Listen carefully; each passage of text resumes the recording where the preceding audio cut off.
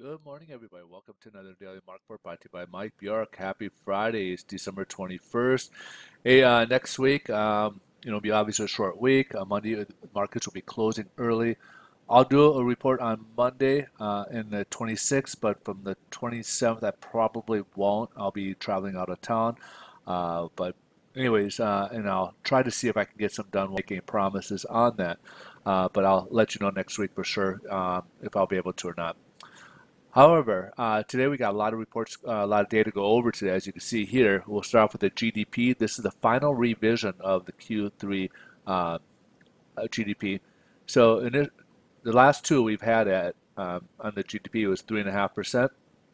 Forecast was continuing to remain the same at 3.5, and it dipped slightly down to 3.4. Obviously, we like to keep that at 3.5, but it's still within the range there.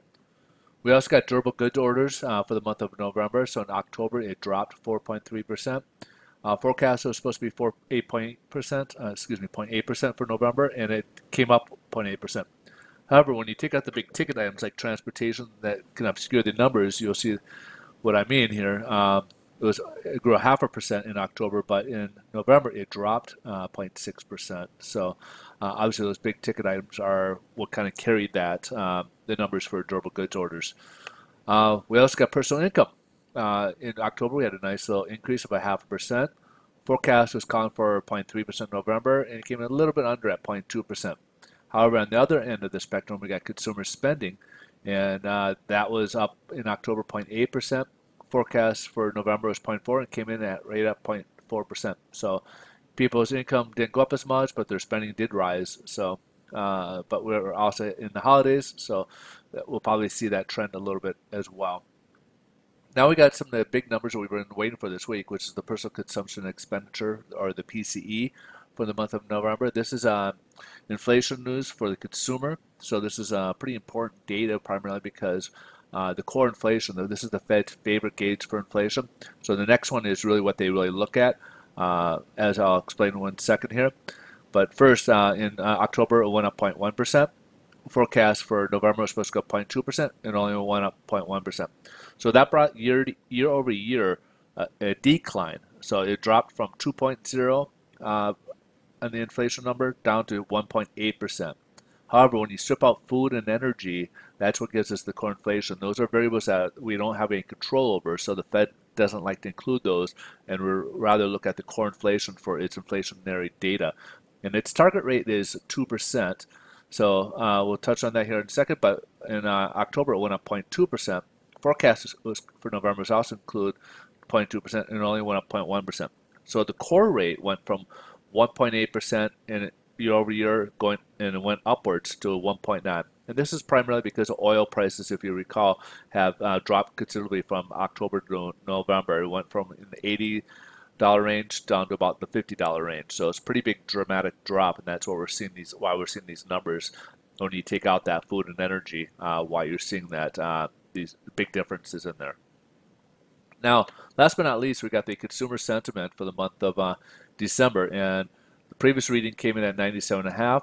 Forecast called for a slight dip to 97.2. Instead, it went upwards, so people are feeling a lot better, up to 98.3. So people are feeling a bit better about where things are at, and probably the holiday mood helps out a little bit.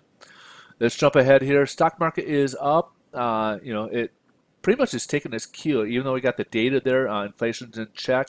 As the last 2 days since the Fed gave their meeting, they didn't like the comments that it's kind of on autopilot with the basically the rate hikes. They felt that the rate hikes were on autopilot, that regardless where the economy's at, they're going to continue these 2 rate hikes that are projected for next year, as well as the quantitative tightening that they've been doing. So you're going to hear more and more about this quantitative tightening, which is basically them the way they're reducing their balance sheet from after acquiring so many assets or debt, increasing that balance sheet over the years from the quantitative easing. Now they're trying to unload that a bit, and you're going to hear more and more about that.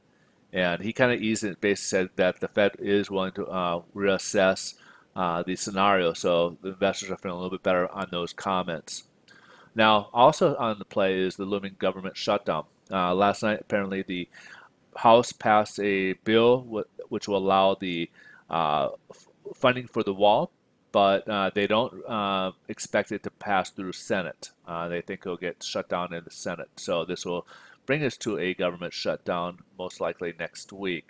And again, that's a little bit on, it's not on the top of their concern list, but it's obviously right there a little bit. And then also not on the top of the priority, but it has a little bit of confidence. Unnerving in their confidence is the Mattis resignation. General Mattis has tendered his resignation as well, and kind of indicated that there might be a little bit of a rift between him and the president. So let's go ahead and move ahead here. The bond market here, we are trading above this 200-day moving average. As you can see, we tested it these last 2 days here, which is showing some resilience here, and it's keeping above it. Right now, we're up about 9 basis points. So we're kind of in good shape right now. Pricing is probably not really any different from where we left off yesterday. I would say it's relatively pretty close to about the same. 10-year Treasury, we're down to about, as you can see here, we're about the 2.8 level. And we kind of been testing this Fibonacci ladder, and now we're kind of climbing upwards here on the Treasury as well.